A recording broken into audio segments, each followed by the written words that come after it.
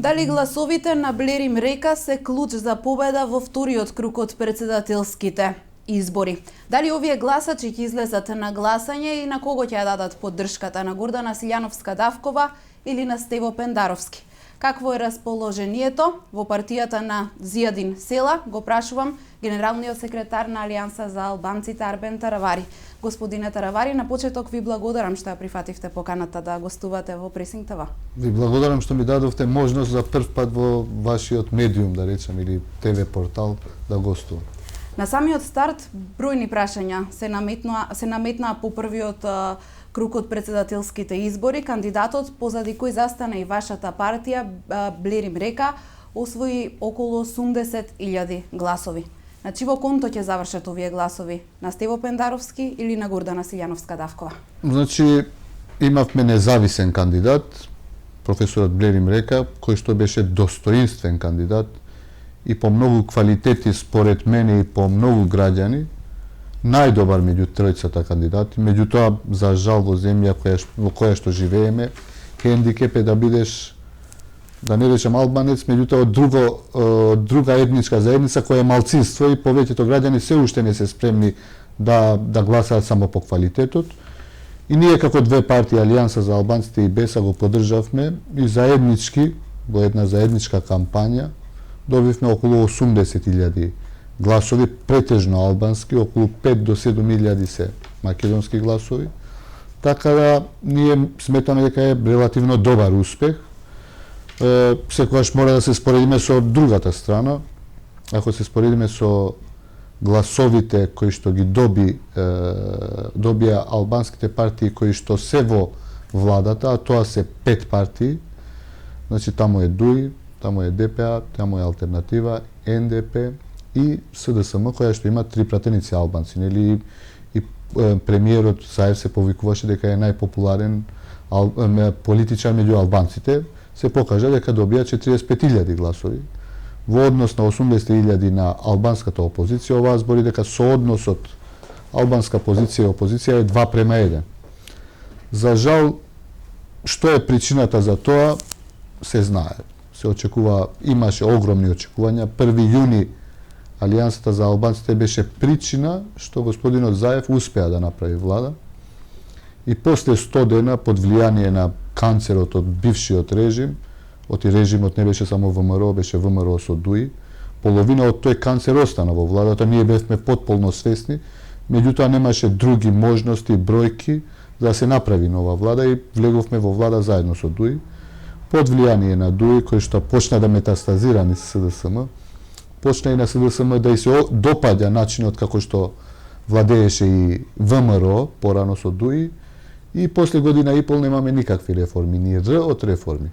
Ако има нешто позитивно што се случи во општеството во Северна Македонија, единствено е Преспанскиот договор, друго ништо, и почетокот е на ратификација по европските земји за влез на Македонија во НАТО.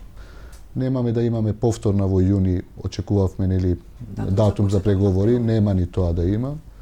Така да, општо разочарување и не ми се верува дека за година и пол СДСМ ќе стигне до оваа дереџи, и имајќи во предвид дека има еден противник кој што беше, како да речам, компрометиран со бомбите, под судски случаеви, избеган бивш лидер, во хаотична состојба, меѓутоа чудно и ние не очекувавме ова.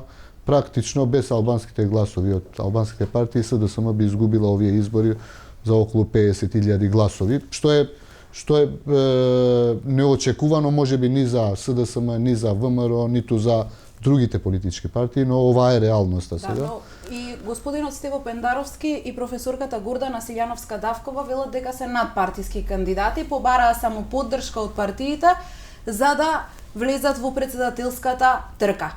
Дали во Алијанса за албанците и во партијата на Билал Касами, со оглед на тоа што вие заеднички настапувавте во првиот круг од председателските избори, дали со господинот Блерим Река сте разговарале во однос на тоа дали ќе застанете и ќе дадете отворена поддршка за еден од кандидатите, или пак сте го мереле, не знам, рейтингот во вашата партија и дали сте анализирале дали вашите гласачи ќе останат дома или сепак ќе излезат на гласање? Какво е расположението? Значи, начелно имал договор помеѓу лидерите на двете партии со кандидатот да се излезе со сличен став и нивното прво обраќање навечер на 21 април беше слично, дека ние гласачите не ги третираме како другите албански партии, дека тоа е наша своина и ние како ќе кажеме така ќе гласаат.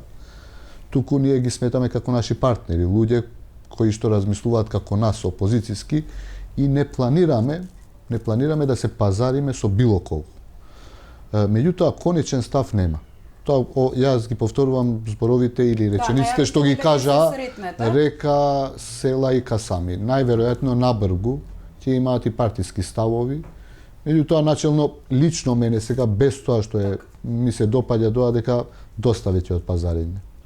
Доста беше од пазарење, дали ќе биде гувернер или некој амбасадор ќе земе и да ги тераш луѓето на сила да гласаат. Ние мораме да почнеме да размислуваме демократски, дека на крајот на краиштата луѓето треба сами да ги оставиме како мислат, така да гласаат, абстиненција или за едниот или за другиот или за третиот. А што покажуваат анализите? Па не можам да речам анализите, не можам да речам дефинитивно, меѓутоа гледате, пораката за неизлегување и на македонското, а посебно на албанското гласачко тело, никогаш не се случило 125.000 албанци да гласаат толку малку.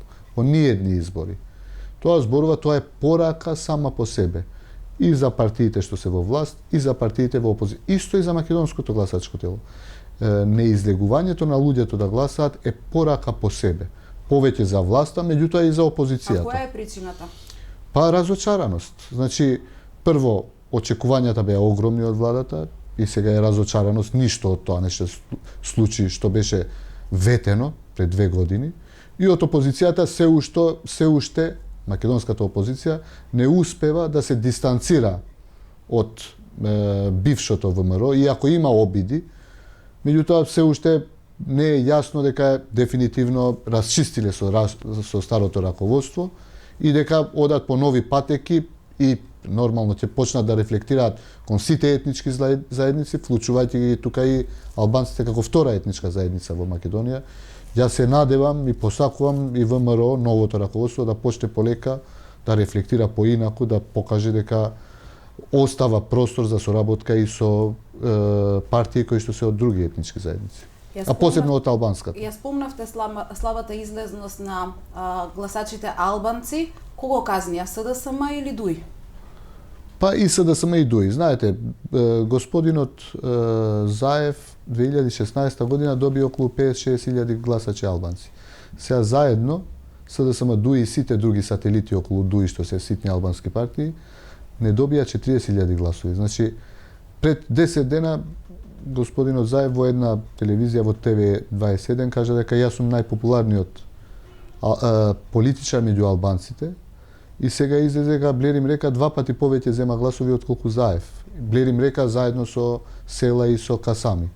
Значи не е така како што мисли, иако сигурно го тапкаат по грб и него и му викаат дека е се добро. И кога го критикуваме ние како опозиција, секогаш нашите критики се добронамерни. Значи тоа што се случи во локални избори, ратува, беше војна во општините кај што се албанци за да победи по секоја цена Мерко и други политичари кои што се компрометирани од ДУИ, земање на ингеренции во Гостивар, негласање на буџет, за општина Гостивар 0 инвестиции. Значи, ние го поддржавме и во преспанскиот договор одма кога ќе завршеше тоа што му треба, веднаш потоа ќе заборавеше и се однесуваше не према нас. Тоа е албанци се и македонци кои што живеат и во Гостивар, и во Кичево, и во Струга, тие се сите жители на Македонија и буџетот на државата се полни со парите на тие луѓе. И не може сега зашто Гостивар е опозицијска општина, не пуштаме ништо, ќе блокираме, и ингеренции ќе му земеме, и од урбанизам, и од образование, и од све, зашто повторно таму се 78.000 граѓани на Република Северна Македонија. Зошто, ако граѓаните одлучиле градоначалникот да биде опозицијски, зошто треба да го војувате? И дојде одговорот од Гостивар, 9.000 гласа Алијанса и Беса и 6.700 гласа сите заедно. ДУИ, ДПА, СДСМ, ТДП и турците имаат огромен број на гласови. Сите што по 33 партии земаат 2500 гласа помалку отколку Алијанса и БЕСА во Гостивар. Тоа е гласот на народот. Тоа е пораката на народот. Сега премиерот треба да седне, да размисли.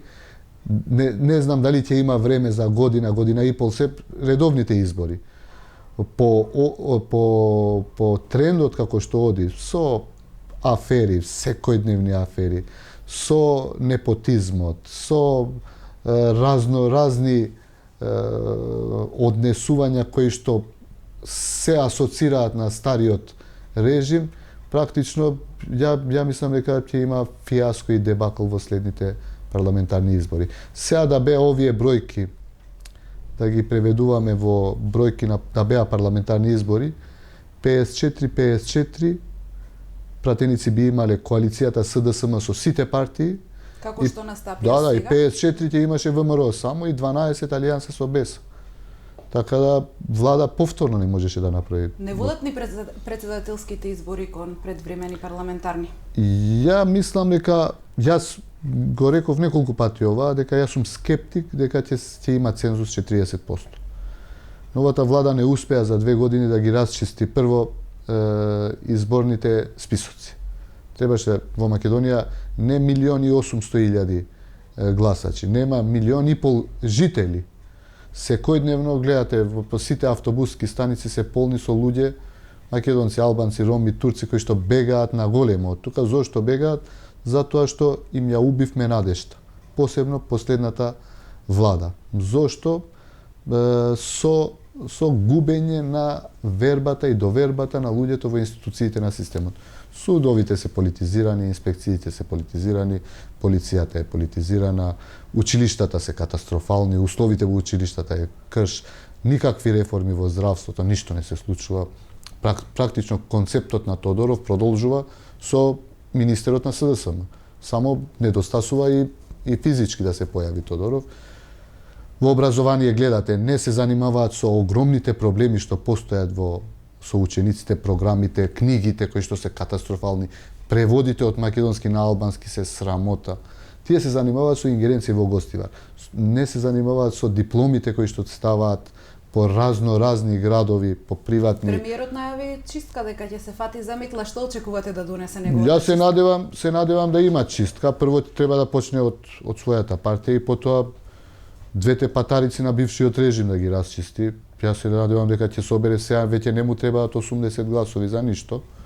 А на крајот на краиштата почесно би било и да ги чисти Амди, Менду и Али, Ама, ја викам тројката Ама, која што беше дел од минатиот режим. Со тоа, знаете, и кај албанците ќе се случи една промена. Имате во предвид, од 2002 година, 17 години иста политичка партија. Беа СДСМ, отидоа СДСМ Црвенковски, потоа беше Бучковски, Хари Костов, Никола Груевски, сега Заев, а кај албанците никаква промена. Али Амети е од 2002 до 2019 година. Практично имаме еднопартиски систем кај албанците, а тоа секогаш под заштита на власт.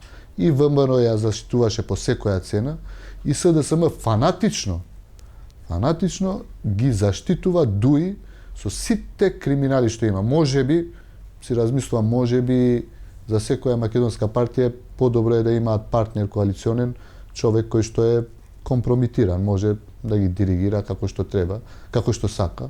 Затоа можеби ги држат блиску до себе. Меѓутоа, тие се дојдени до зидот.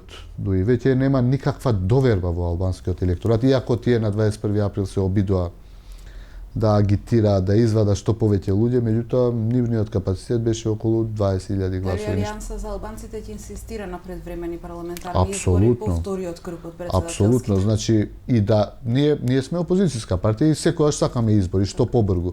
Знаете, Алијансата моментално има 2 пратеника во собранието, имаше 3, едниот го зема Дуи и сега има 2 пратеници. Меѓутоа бројот на гласови по сите анкети не кореспондира со бројот на пратеници што ги има.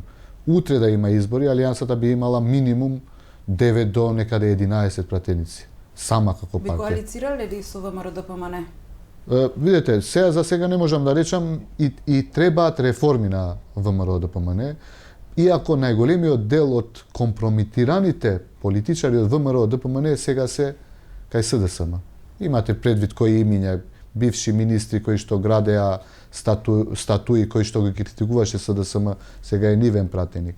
Бившиот министер за здравство, бившиот директор на ДБК, многу луѓе кои што беа Муковски што ги отвори вратите од 27 април.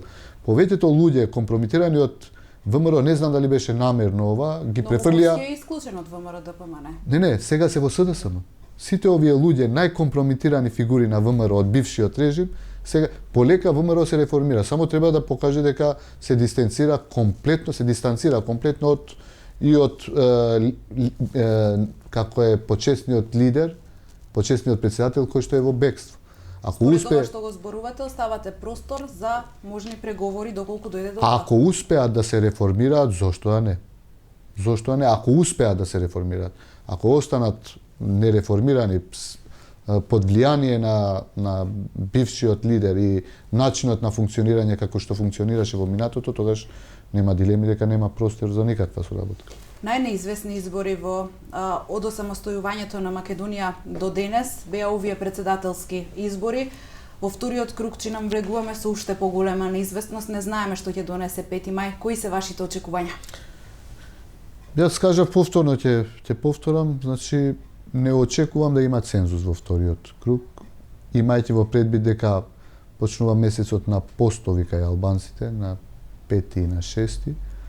Повеќето луѓе се празници, почнуваат од 1 мај, 2 мај, потоа петок, сабота, недела, многу луѓе ќе ги поврзаат празниците и мотивираноста на луѓето за излегување, бидејќи претседателот на државата има само одредени компетенции само во одредени функции, значи нема некаква битна улога во функционирањето на политичкиот систем во Македонија. Јас сум скептик, иако не би сакал да има нормално успешни избори и да заврши со еден кој ќе биде претседател, меѓутоа јас сум скептик, искрено. Иако ги гледам колегите и од СДСМ и од ВМРО инсистираат дека сигурно ќе има бројка. Кај албанците мотивираноста се покажа како е. Сега ќе направат притисоци сигурно. Дуиот и ми спадна катастрофални бројките и ДПА, сите се делов на власта. Ќе успеат ли да ги убедат своите гласачи? Не, нема да успеат, ништо повеќе, дури помалку ќе излезе, само ако им дадат да гласаат бргу, како за референдумот. Во Зајас, кога гласаа за 1 сат 200 луѓе, ако им дадат бргу да гласаат, тогаш можеби ќе имаме поголем број, меѓутоа не верувам. 5 мај не е толку далеко, останува да видиме што ќе се случува до тогаш и да го почекаме вториот круг од претседателските избори. Ви благодарам за овој разговор. Ви благодарам и на вас, ми беше чест. Почитувани, ви благодарам за вниманието.